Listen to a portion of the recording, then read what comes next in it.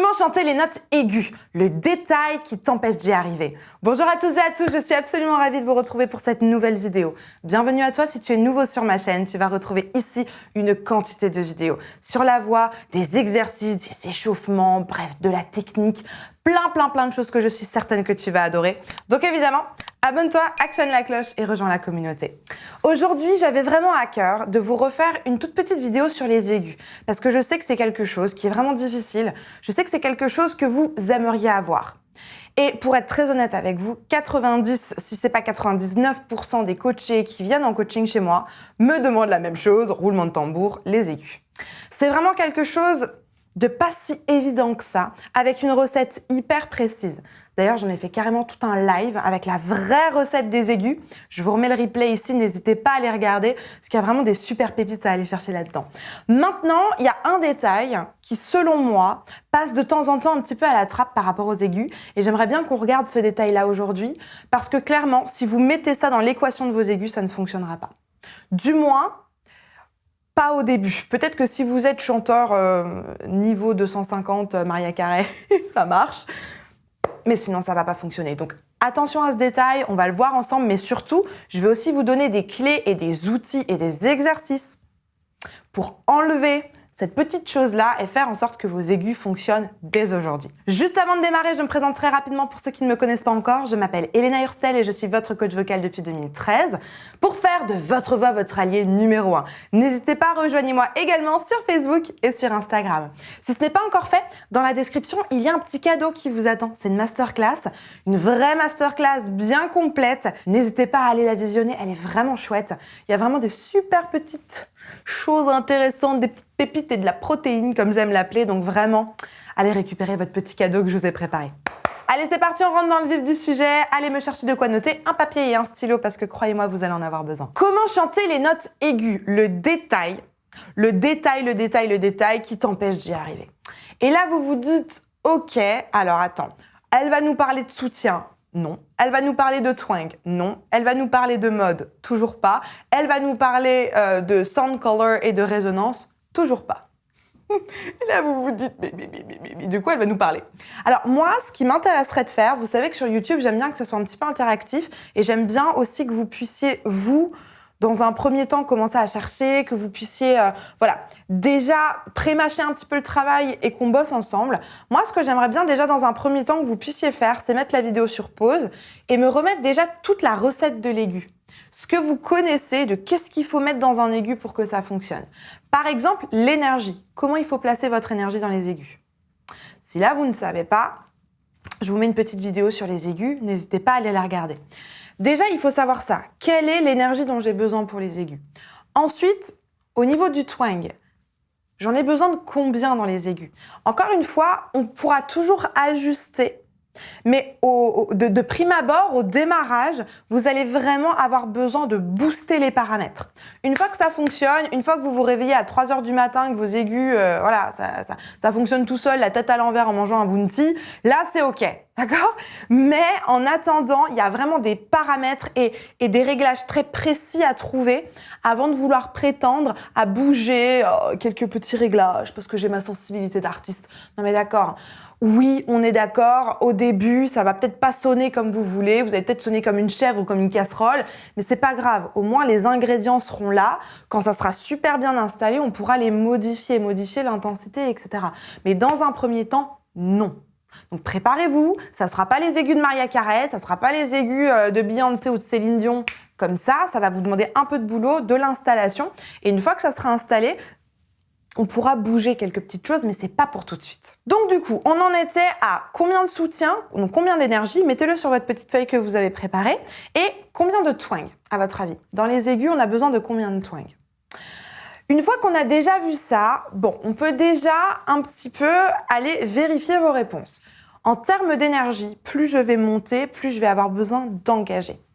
Les aigus, si je regarde Céline Dion faire son All by Myself, elle se tourne pas les pouces, elle fait pas un tricot en même temps, quoi. On la voit, elle bascule le bassin, elle écarte les jambes, elle met ses bras comme ça pour activer les dorsaux. Et elle est vraiment dans une position super tonique. Donc pensez à ça. Vous avez besoin, plus vous allez monter dans les aigus, d'engager de l'énergie. C'est super important. La deuxième chose ensuite, par rapport au twang, plus vous allez monter, plus il va falloir en mettre. Pourquoi ? Parce qu'on a besoin de créer de la pression qu'on appelle sous-glottique. La pression sous-glottique, c'est justement l'énergie que vous allez envoyer. Plus vous allez mettre de l'énergie, plus vous allez envoyer votre flux d'air avec pression. Donc, en dessous de vos cordes vocales, il va y avoir de plus en plus de pression. Sauf que pour équilibrer et pour avoir un confort vocal et une santé vocale, si je peux dire ça comme ça, vous allez avoir besoin d'équilibrer les deux tensions. Autant au-dessus des cordes vocales sugglottiques qu'en dessous des cordes vocales sous-glottiques. Comment est-ce que je fais ça ? Je change un tout petit peu l'ampérage et je rajoute du twang pour rétrécir un tout petit peu l'espace qui va être juste au-dessus des cordes vocales. Vraiment, c'est un conseil. N'hésitez pas à liker cette vidéo si elle vous plaît et si vous apprenez quelque chose. On n'en est toujours pas à ce fameux détail qui fait toute la différence.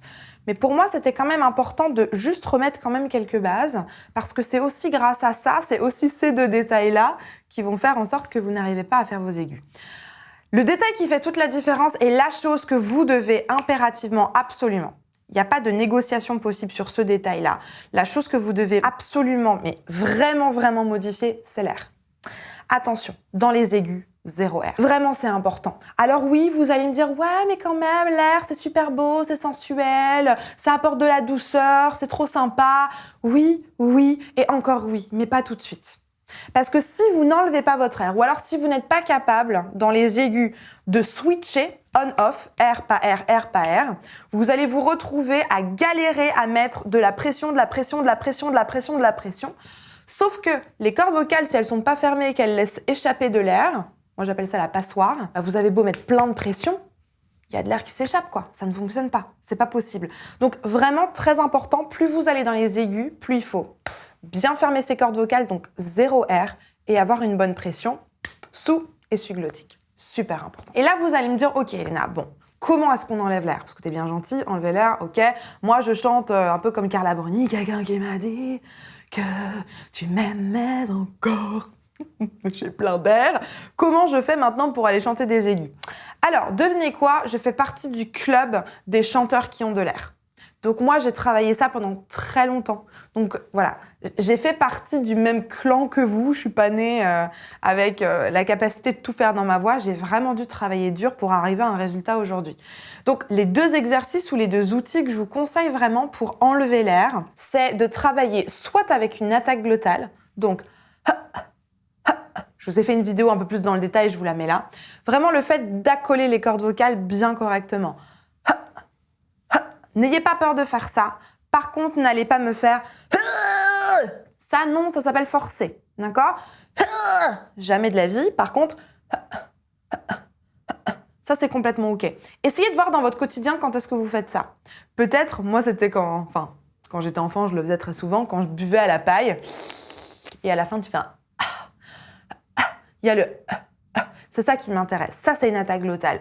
Essayez peut-être de me le trouver. Je sais que ça peut être, par exemple, une apnée.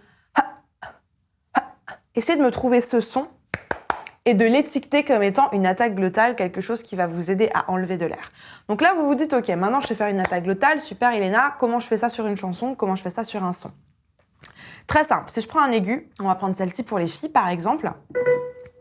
On va y aller par exemple, volontairement, je vais aller sur un mode qu'on va appeler Edge. Pourquoi ? Parce qu'il y a plein de twang. Il y a plein de métal, il y a plein de twang, ça va m'aider à chanter l'aigu. Donc, je vais là-dessus et je vais faire plusieurs attaques glottales. Et là, c'est fort, hein. C'est très très fort. Un aigu n'est pas forcément fort, mais là, je vous conseille d'aller le chercher avec un edge, de pas forcément pousser le volume, mais de bien mettre votre twang. Le fait de travailler comme ça avec vos cordes vocales, ça va vraiment les obliger à se fermer. On va descendre un peu plus bas, vous allez le faire avec moi. On va partir d'ici. Prenez la voyelle E, c'est une voyelle d'edge. On monte. Ici. Ici. Et un dernier. Le but, c'est de faire ça pour que vos cordes vocales puissent vraiment s'accoler. La deuxième étape qu'on pourra avoir après avoir fait ça, c'est simplement d'alterner entre et et de prolonger pour vérifier qu'on n'a pas d'air. On repart du même endroit. On va faire 1, 2, 3, 1, 2, 3, 1, 2, 3, 1, 2, 3. On alterne entre les deux. Donc, on y va ici.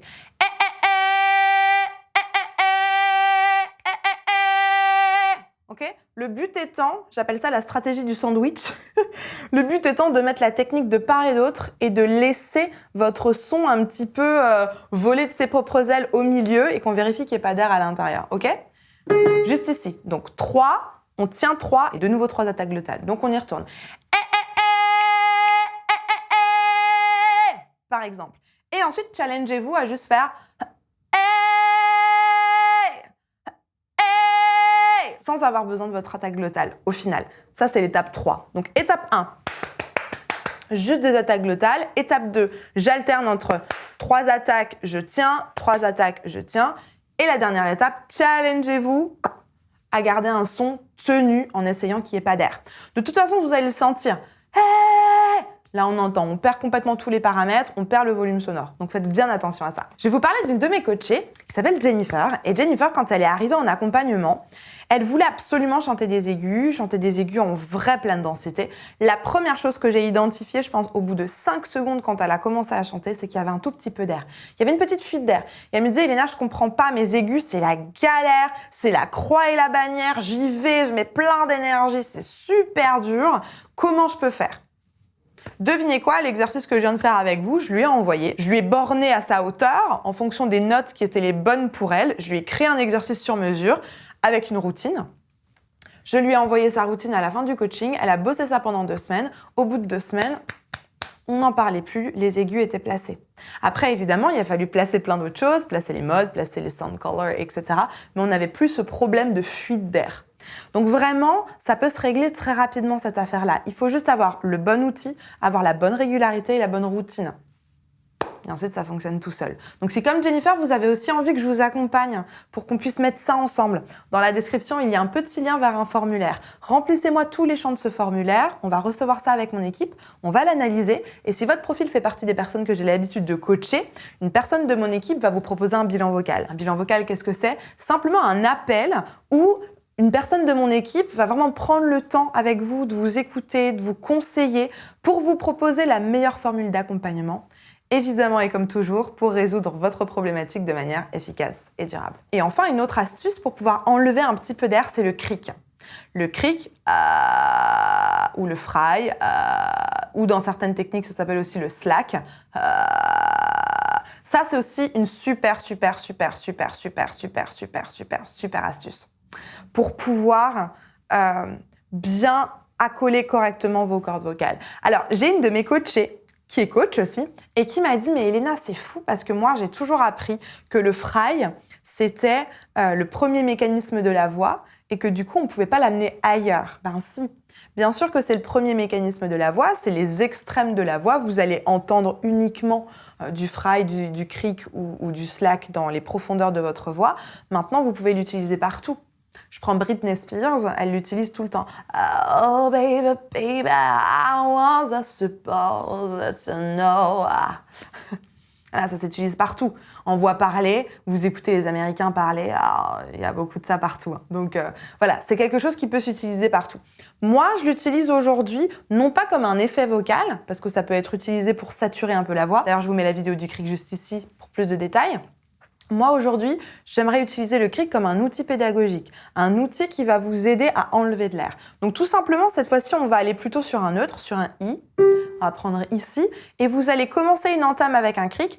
On y va sur un i. Et l'idée, ensuite, est de faire ce qu'on appelle du cricking, c'est-à-dire le cric et le son. Le bruit cric, et ensuite le son i, et ensuite les deux ensemble, et on monte.